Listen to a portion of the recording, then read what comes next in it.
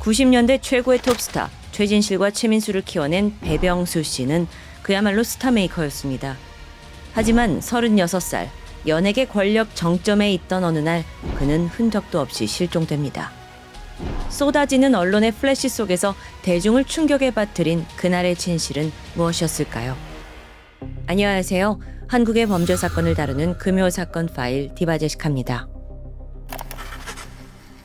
1994년 12월 중순 서울 서초경찰서에 배병수 씨의 실종신고가 접수됩니다. 그때로부터 일주일 전인 12월 11일 밤 11시 그는 서울 서초구 호텔에서 한 여성 연예인과 술자리를 가진 뒤 홀연히 사라졌는데요. 이 사람이 평소에도 워낙 훌쩍 여행을 떠나곤 했기 때문에 가족들은 크게 걱정하지 않았죠. 애초에 그 당시엔 지금처럼 모두가 핸드폰을 가지고 있던 시대가 아니다 보니 가족으로선 그저 돌아올 날을 기다릴 수밖에 없었는데요. 그렇게 하루, 이틀, 3일까지는 그렇다 쳐요. 무려 일주일이 지나도록 감감무소식입니다. 뒤늦게 심각성을 깨달은 가족들은 경찰에 신고를 하게 되죠. 수사팀은 즉각 배병수 씨가 살던 서초구 주택으로 향했는데 도착하자마자 이상함을 감지합니다. 현관문이 살짝 열려있던 거예요.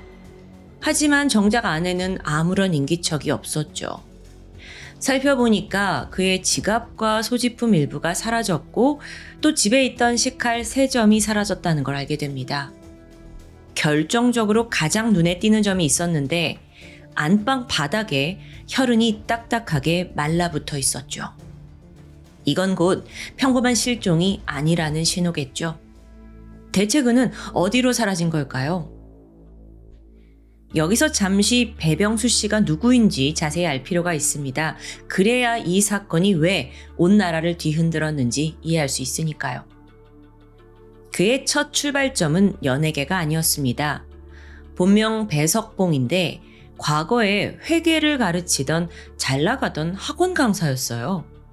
워낙 화술이 좋고 또 사람을 끌어당기는 힘이 있어서 호평이 자자했고요. 그런 그의 인생이 완전히 뒤바뀐 건 의외로 군대에서였습니다. 가깝게 지내던 군 동기가 한 명 있었는데 나중에 그가 가수로 데뷔를 하게 된 거죠. 그게 바로 80년대 유명했던 김학래 씨였어요. 배 씨는 친구를 따라 방송국에 처음 발을 들였는데 그 분위기에 압도되고 맙니다. 화려한 조명, 빛나는 스타들, 그리고 무엇보다 방송 비즈니스로 인한 막대한 수익까지. 그는 소수에게만 허락된 이 세계를 알게 되면 자신도 큰 성공을 이루리라 눈이 반짝였습니다. 뭐 사람 하나 키우는 거? 내가 누구보다 잘할 수 있지. 배 씨는 그렇게 매니저의 길로 뛰어듭니다. 물론 처음부터 순탄했던 건 아니에요. 한 가수의 로드 매니저를 자처했지만 아무래도 경험이 좀 미숙하다 보니 좋은 결과를 내지 못했습니다.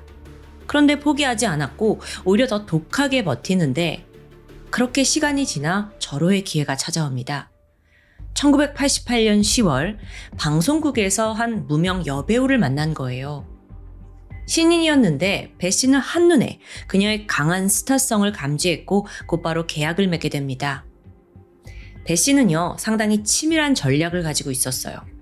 어떤 작품에 출연을 시킬지, 라디오와 지면으로 무슨 이미지를 만들어낼지, 또 광고로는 어디까지 인지도를 끌어올릴 수 있는지 철저히 분석했는데 사실상 배 씨는 이 대한민국에서 연예인을 관리하는 개념을 업계에 처음 들여왔다고도 볼 수 있습니다. 그 서포트를 등에 업고 무명 여배우는 일약 스타로 발돋움했고요. 그녀가 바로 90년대 최고의 스타 최진실 씨였습니다. 이 성공을 시작으로 배 씨 주변에는 당대 스타들이 모여듭니다. 예를 들어 최민수, 엄정화, 허준호, 도코 형제까지 결국 많은 이들이 모여들었고 이 거대한 조직은 배병수 사단이다라고 불리기 시작했죠. 실제 1993년 한 매체가 뽑은 방송을 움직이는 10인에 배병수 씨가 이름을 올렸을 정도입니다. 사실상 그가 연예인도 방송국 PD도 아닌 매니저잖아요. 그런데도 이름을 올린 거예요. 즉, 그 당시 배병수 씨의 어떤 권력이랄까요? 대단했다고 볼 수 있죠. 하지만 여러분, 빛이 강할수록 그림자도 짙어지는 법인데요. 그 화려한 성공 뒤에는 어두운 이면이 존재했습니다. 1993년 말부터 배병수를 둘러싼 추문이 신문 일면을 장식하기 시작한 거예요. 연예인과 부당 계약을 했다, 매니저 수당을 잘 챙겨주지 않았다, 온갖 구설수가 떠올랐죠. 근데 그 중에 가장 큰 문제는 배 씨의 성격이었습니다. 좀 제멋대로인 성향이 있고 또 오만하고 아랫사람을 함부로 다룬다는 소문이 파다했어요. 그러면서 점차 방송과 평판이 바닥을 치게 되죠. 결국 이런 구설수로 인해 배 씨는 잠시 해외로 떠났고요. 휴식기를 가지게 되는데 머지않아 1994년 말쯤 다시 재기에 돌입합니다. 그리고 사건 당일 서초구 호텔에서 한 여배우와 접선했다가 사라졌던 겁니다. 다시 사건으로 돌아와서 경찰은 이 현장에서 지갑이 사라진 점에 주목했습니다. 범인이 노골적으로 금품을 노렸을 수 있잖아요. 그리고 이걸 뒷받침하듯 12월 12일부터 20일까지 8일간 총 4번에 걸쳐 외환은행 부산 남천동 지점 그리고 서울 강서 지점에서 3,800만 원 정도가 인출된 내역까지 확인돼요. 여러분, 3,800만 원은요 90년대 당시의 직장인 2년치 연봉에 달할 만큼 엄청난 금액이에요. 경찰은 곧장 강서지점 ATM기로 향하는데 다행히 CCTV가 설치되어 있었고 이걸 분석해서 범인의 윤곽을 잡게 돼요. 비록 뒷모습뿐이었지만 확실한 건 20대 남성이란 점이었어요. 참고로 이 케이스는 CCTV를 수사에 활용한 최초의 사건으로 기록됩니다. 아니 그런데 아직까지는 뒷모습뿐이잖아요. 이걸로 범인을 특정하기는 불가능했죠.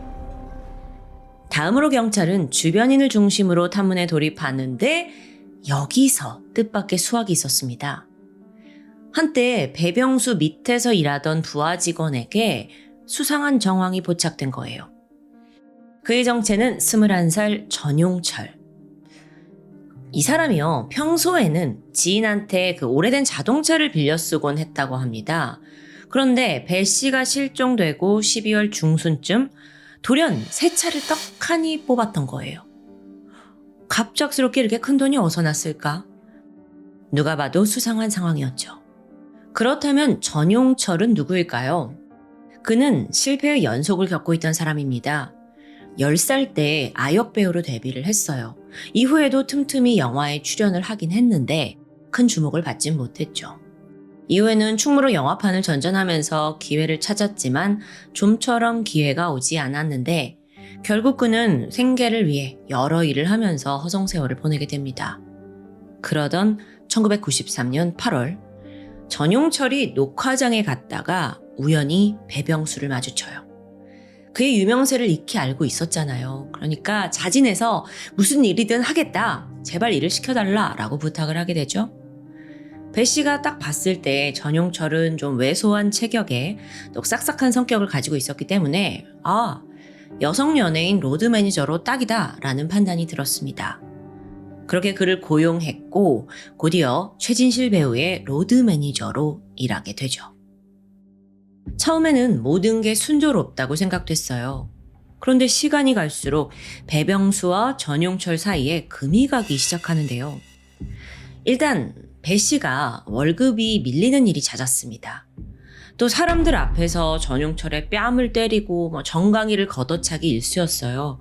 이게 2026년을 사는 우리한테는 상상도 하기 어려운 일인데 90년대에는 직장에서 좀 벌어질 수 있는 일이었죠. 배 씨가 이렇게 거칠게 굴면 이렇게 생각을 했던 것 같아요. 이 직원은 나한테 복종할 거다. 그런데 여러분, 전용철은 달랐습니다. 사실 그는 존속, 상해, 폭행 이런 전과만 5개입니다. 그러니까 마냥 착하고 성실한 타입은 아니었다는 거예요. 그렇다 보니 제때 월급 안 줘? 그는 즉각 꼼수를 부렸죠. 몰래 연예인들의 금품을 빼돌렸고요. 또 그들의 카드를 무단으로 사용합니다. 그러다 어느 날 배병수 씨 사무실에서 물건을 훔쳐요. 이 일이 발각이 됐고 결국 해고 엔딩을 맞이하게 되죠. 근데 그런 와중에 배 씨가 실종되고 전용철이 새 차를 뽑았다? 여기까지 파악한 경찰은 그를 유력 용의자로 지목을 하는데 이미 몸을 숨긴 뒤였습니다. 신속히 추적에 나섰죠. 마침 보니까 전용철이 실명으로 2대의 핸드폰을 부산에서 구매한 사실이 파악이 돼요. 그래서 그걸 토대로 핸드폰 위치 추적을 해보니까 부산 다음으로 강릉, 충주, 진천으로 이동 중인 걸 알아내죠. 경찰이 이 지역으로 수사대 급파했고요. 점점 포위망을 좁혀갑니다. 고속도로마다 철저한 검문이 시행되었죠. 그러다 12월 23일 충청북도 음성군 고속도로 톨게이트에서 전용철의 흰색 차가 포착돼요. 그는 검문을 하고 있는 경찰을 보자마자 바로 핸들을 꺾었고 진천 쪽으로 도주를 하게 되는데 경찰이 그를 끈질기게 추적을 합니다. 결국 전용철은 더 이상 도주가 의미 없다고 생각을 했는지 공중전화에 들어가서 경찰에 전화를 걸었고 범행을 자수했다고 알려져 있죠. 자, 드디어 검거가 됐는데 범행 동기에 대해 그는 이렇게 말합니다. 평소 배병수가 나를 너무도 모욕해서 복수하고 싶었고 또 그의 돈을 갈취하기 위해 살인을 저질렀다고요. 아니 그런데요. 다음날 새벽 돌연 말을 바꿔요. 형사님 배병수 죽인 거 사실 제가 그런 거 아니에요. 그거 김영민 걔가 한 짓이에요. 전 옆에서 겨들었을 뿐이에요. 에? 갑작스러운 공범이 등장한 거예요. 형사들도 갸우뚱하는데 여기서부터 다소 이해하기 힘든 상황이 펼쳐집니다. 갑자기 언론에서 배병수 씨 살인사건에 대해 대서특필을 하기 시작했고 급기야 주범이 김영민이란다 라고 밝혀버린 거예요.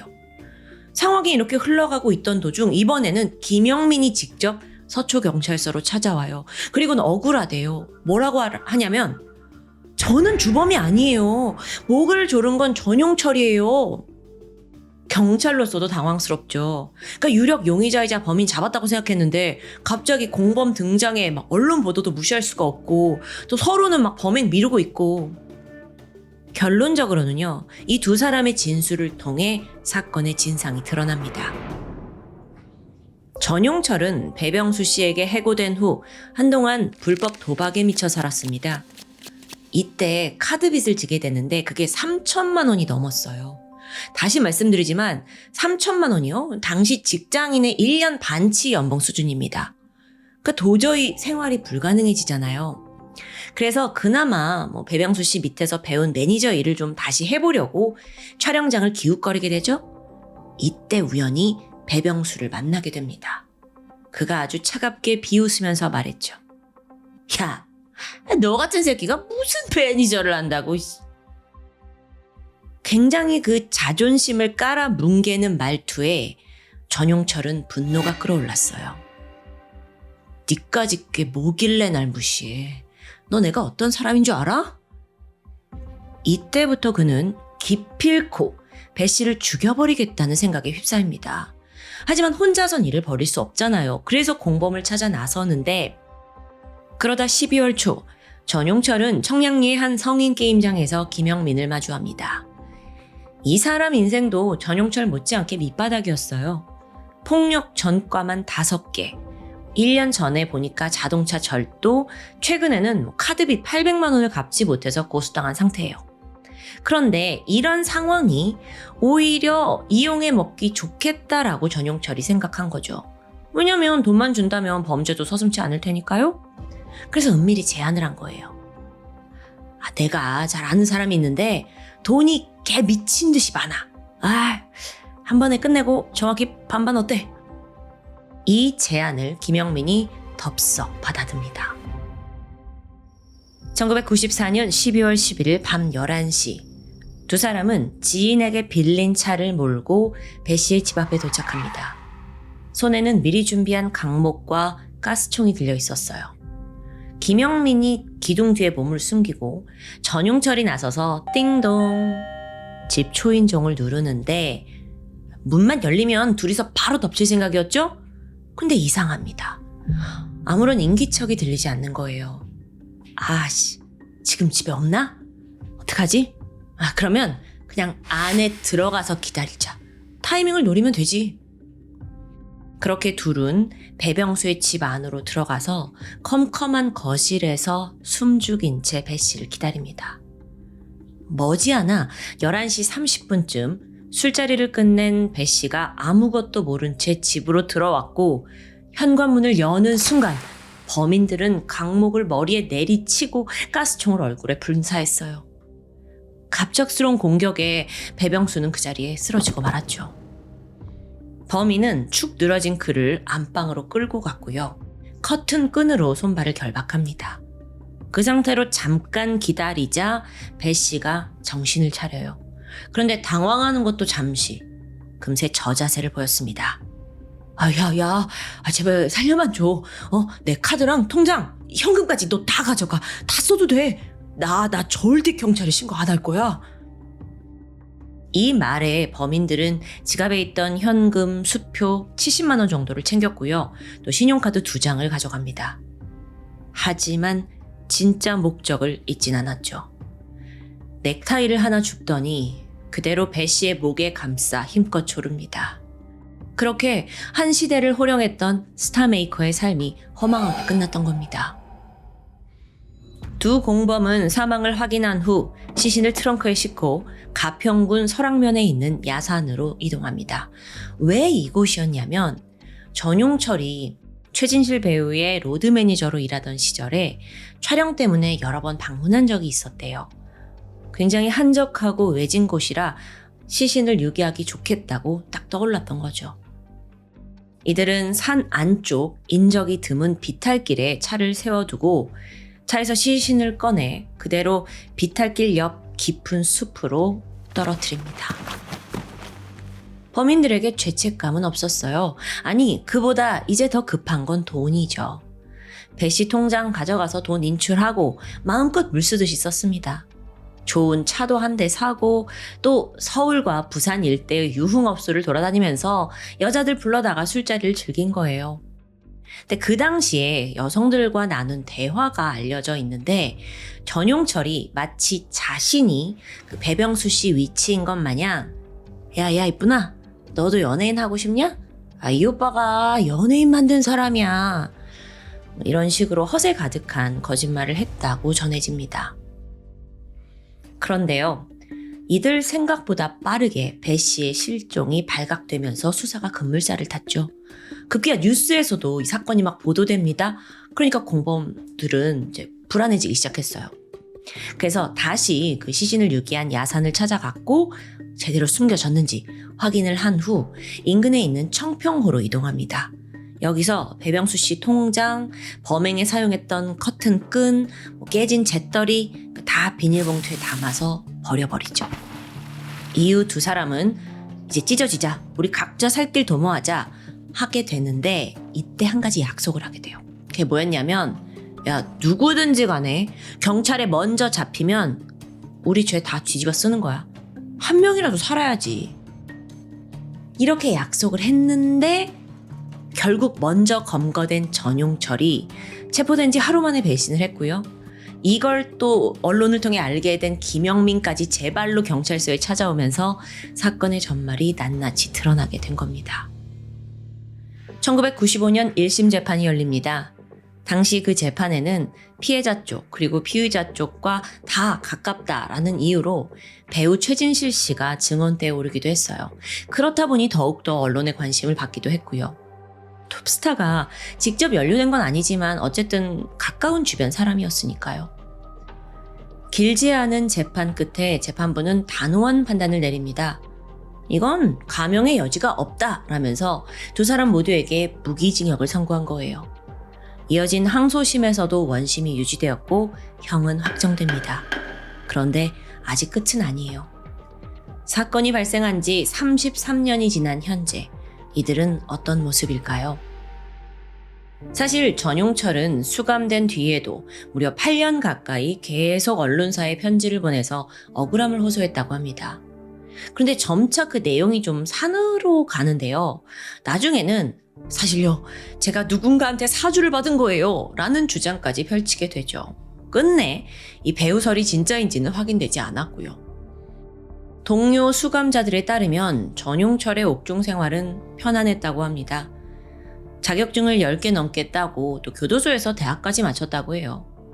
결국 전용철과 김영민은 큰 분란 없이 수감 생활을 끝냈고 끝내 한 명은 모범수로 가석방, 다른 한 명은 형 집행정지로 풀려납니다.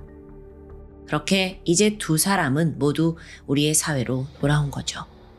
이후 행적은 알려지지 않았습니다. 사실 이 사건을 이제 국내 포털을 통해서 검색해보면 많은 사진이 등장하는데요. 첫 번째는 피해자 배병수 씨 사진이었고 또 하나는 그와 함께 일했던 배우 최진실 씨였습니다. 그렇다 보니까 저 또한 최진실 씨 입장에서 이 사건을 좀 바라보게 되었는데 한때 자기의 성장을 도왔던 사람의 죽음, 또 한때 자신과 가장 가까이에서 로드 매니저를 해줬던 사람의 살인, 이 모든 걸 감당해야 했을 최진실 배우의 마음은 어땠을까요? 남들은 쉽게 겪지 않는 그런 많은 고통을 생전에 짊어진 것 같아 안타까운 마음뿐이었습니다. 지금까지 금요사건 파일 디바제시카였습니다. 1972년 1월 14일 새벽 2시 대한민국 서울 마포구의 한 가정집에서 굉음이 울렸습니다. 즉각 주민들의 신고가 이어졌고 경찰과 구급대원이 출동했죠. 잠시 후에 들것에 실려 나오는 남성. 그는 오른쪽 복부에 관통상을 입었습니다. 바로 병원으로 옮겨졌는데 다행히 목숨은 건질 수 있었죠. 다음 날 아침이 되고 대한민국의 신문사들은 앞다퉈서 이 서울 한복판에서 벌어진 총기 사건을 다룹니다. 그런데 당시에 이 사건이 더 크게 주목받은 이유는 따로 있었죠. 사건 현장이 당대 아주 유명했던 31살의 한 여배우 자택이었기 때문입니다. 그러면서 이 여배우가 권총으로 사람을 쐈다는 다소 믿기 힘든 소식이 퍼졌고요. 관심은 점점 더 증폭되었죠. 그리고 얼마 후 그 문제의 집에서 기자회견이 열렸습니다. 수많은 기자들이 그녀의 방으로 모여들었어요. 해당 여배우는 침대에 누워서 링거를 맞으면서 아주 힘없이 누워 있었는데요. 소문과 좀 다르게 뭔가 가해자와 피해자가 뒤바뀐 듯한 기묘한 모습이었죠. 어쨌든 기자들은 플래시를 터뜨리면서 사진을 계속 찍어댔고 곧이어 가장 궁금했던 그 질문, 범행 동기를 묻게 됩니다. 왜 총을 쏜 건가요? 이때 그녀는 연신 죄송하다라는 말만 내뱉었죠. 어느덧 이 인터뷰의 막바지가 되었는데 그때 이 여배우가 두고두고 화제가 될 만한 한마디를 남기게 됩니다. 여러분, 이 사건을 아름답게 봐주느냐 추하게 봐주느냐 하는 건 전적으로 기자 여러분의 양심에 달려 있습니다. 에? 이게 무슨 말일까요? 이 사건의 중심에 있는 여배우의 이름은 방성자. 그녀는 1940년 5월 연출가 아버지와 무용가 어머니 사이에서 태어났습니다. 2살 때부터 어머니에게 무용을 배웠는데 그러다 보니 초등학교에서부터 매년 학예회에는 주인공을 도맡게 되죠. 또 성악 콩쿠르에서도 수상을 하면서 음악적인 자질도 보였습니다. 이렇게 예체능 계열뿐만 아니라 공부마저 잘했는지 사범대학교를 졸업했고 이후에 초등학교에서 교사 생활을 한 경력도 있습니다. 그렇다 보니까 방성자는 다른 배우들과는 다르게 좀 뒤늦게 연예계에 데뷔한 케이스였죠. 성인이 된 그녀는 키가 166cm, 그 당시의 여성들의 평균보다는 상당히 큰 편입니다. 작은 얼굴에 큰 눈, 또 오똑한 코까지 어디서든 단번에 눈에 띄는 외모였는데요. 이미 일하고 있던 그 학교와 또 지역 일대에서는 미모에 대한 소문이 자자했다고 합니다. 결국 방성자는 교사직을 내려두고 새롭게 무용 조교로 일을 하면서 서서히 연예계에 입성하게 되죠. 이후 한 감독의 눈에 띄면서 영화배우로 정식 데뷔하는 데 성공합니다. 사람들은요, 방성자의 이 서구적인 외모에 굉장히 매료되었습니다. 또 동시대에 활동하던 그 외국 배우 엘리자베스 테일러와 매우 닮았다면서 감탄했죠. 게다가 이전에 초등학교 교사를 했었다라는 사실까지 알려지면서 엘리트 여배우라는 타이틀이 붙게 됩니다. 그녀는 그렇게 일약 스타덤에 올랐고 대중은 모두 그녀에게 열광했어요. 그렇게 한참 인기를 누리던 1964년 4월, 24살이었던 방성자가 돌연 결혼을 발표합니다. 그 상대는 영화계에서 일하던 이 씨였죠. 이후 가정을 이룬 두 사람은 딸도 한 명 낳고 행복하게 사는 듯 했는데 몇 년 후에 이혼을 했고 방성자는 다시 연예계로 돌아와서 활동을 하던 중이었죠. 그러다가 방성자가 난데없이 사람을 총으로 쐈다는 기사가 대서특필이 되고 병상에서 인터뷰까지 했던 겁니다. 아니, 도대체 그날 무슨 일이 있었던 걸까요? 방성자의 진술을 들어보면 방 씨는 우선 자신이 총을 가지고 있던 이유에 대해서 설명했습니다. 과거에 전쟁과 달이라는 영화를 촬영한 적이 있었는데 그때 소품 대여업자로부터 미제 45구경 권총을 빌린 적이 있었습니다. 근데 그때 이걸 깜빡하고 반납하지 않은 채 집에 보관하고 있었다는 설명. 그리고 사건 당일 밤 늦게 잠이 든 방성자는 문득 낯선 인기척에 잠에서 깨어나게 되죠. 본능적으로 불길함이 느껴졌고 이에 머리맡 서랍에 두었던 권총을 꺼내듭니다. 그리고 그 인기척이 들려온 응접실로 향하게 되죠.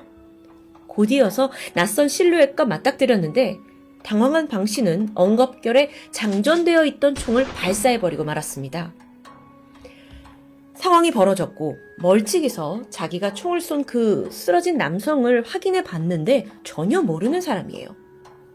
이게 그날 방송자가 집에서 총을 쏘게 된 사연이었죠. 자, 그럼 총에 맞은 사람은 누구였나? 그는 도둑으로 침입한 김 씨였습니다. 조사 결과 그는 현금을 노리고 이 집에 무단으로 침입한 전과 8범의 절도범이 맞습니다. 자, 그럼 이 사건을 어떻게 봐야 할까요? 김 씨가 직접적으로 폭력을 행사하거나 위협을 가하진 않았습니다. 하지만 범죄를 저지른 건 명백하죠. 그렇기 때문에 방송자가 총을 쏜 것에 어느 정도의 당위성이 인정됩니다. 하지만 그렇다 해도 살인 미수죄를 피할 수는 없겠는데요.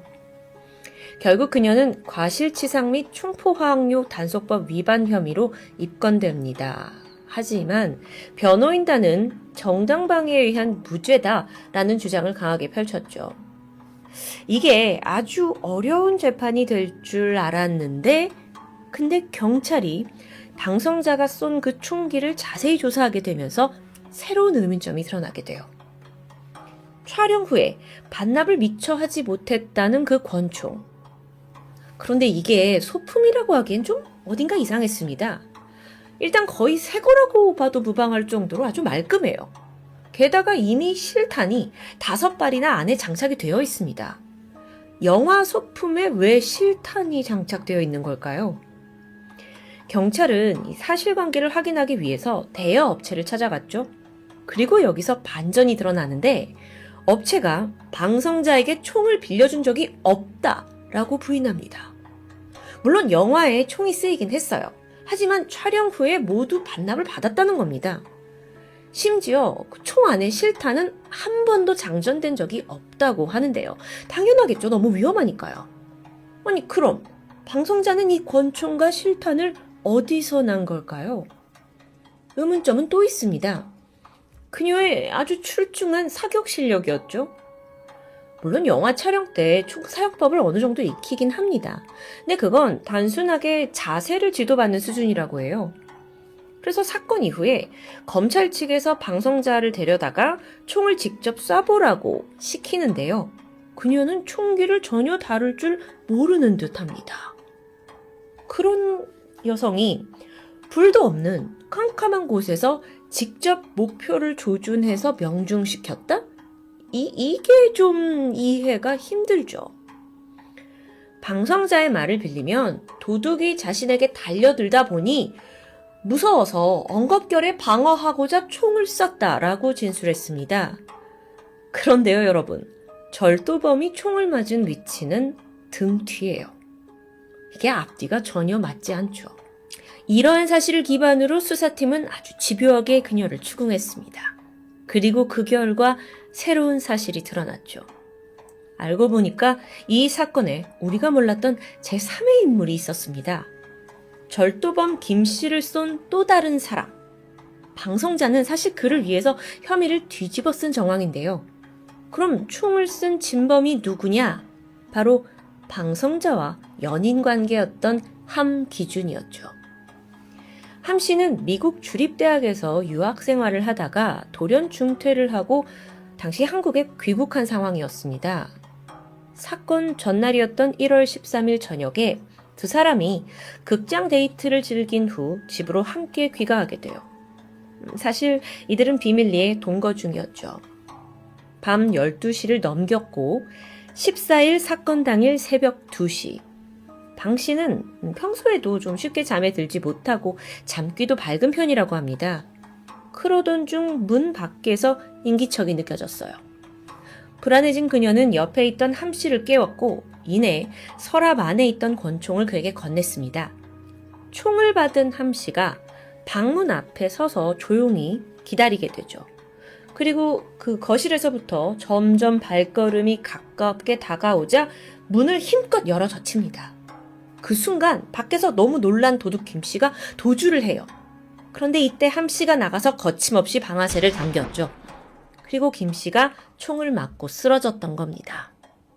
근데 진짜 문제는 다음부터였어요. 두 사람은 김 씨가 사망했다고 판단했습니다. 그럼 이게 문제가 커지잖아요.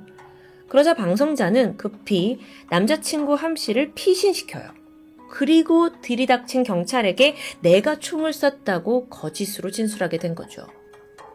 아니 여기서 왜 그녀는 살인미수의 혐의를 뒤집어 쓰고 함 씨를 숨겨주려고 한 걸까요? 그건 함 씨 집안 배경이 설명할 수 있을 것 같습니다. 함기준은 당시 국내에서 손꼽히던 대기업 독림산업의 창립주 아들로서 즉 재벌 2세입니다. 이 기업이 당시에 밀가루 사업을 했는데 군대에 건빵 같은 군용품을 납품하면서 상당한 돈을 벌게 돼요. 그리고 이후에는 제1제당에 인수합병된 것으로 알려져 있죠. 그러니까 유명 기업 재벌 2세다 보니 방성자는 이게 사건이 커질 걸 우려해서 남자친구를 보호한 것으로 추정됩니다. 그런데 그녀의 거짓말이 또 있었죠. 이 총기 역시도 방성자가 촬영장에서 가져온 게 아니었던 겁니다.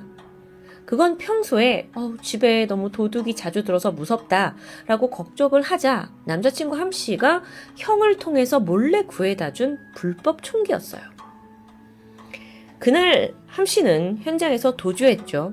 하지만 얼마 되지 않아 검거되었습니다. 그리고 즉각 경찰 조사가 시작이 되는데요. 이후에 마치 양파처럼 정말 까면 깔수록 숨겨진 사실들이 줄줄이 드러납니다. 뭐였냐고요? 일단 함 씨의 신분입니다. 그는 공군에서 군 복무 중인 엄연한 사병이었어요. 하지만 관리당번이라는 이름만 올려두고 군대에서 무단 이탈한 상태입니다.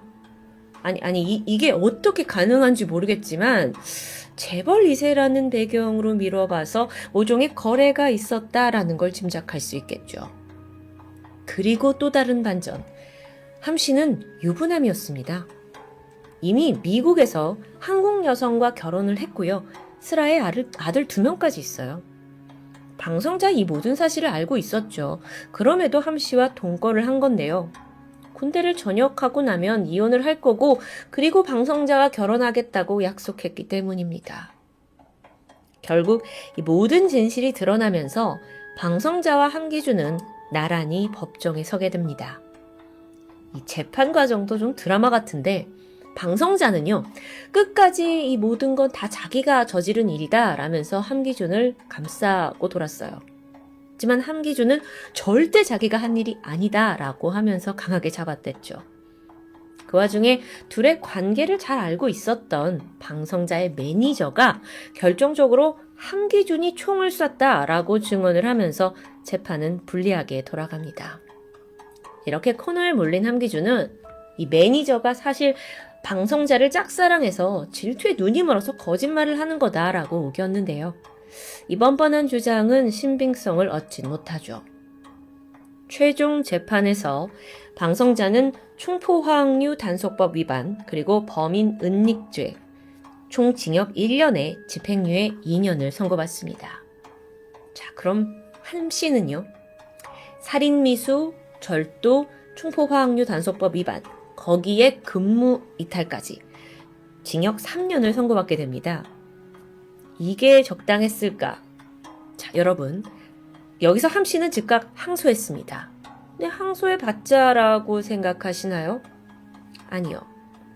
놀랍게도 서울고법에서는 원심이 지나치게 무겁다라면서 최종적으로 그에게 벌금 5만 원을 선고합니다.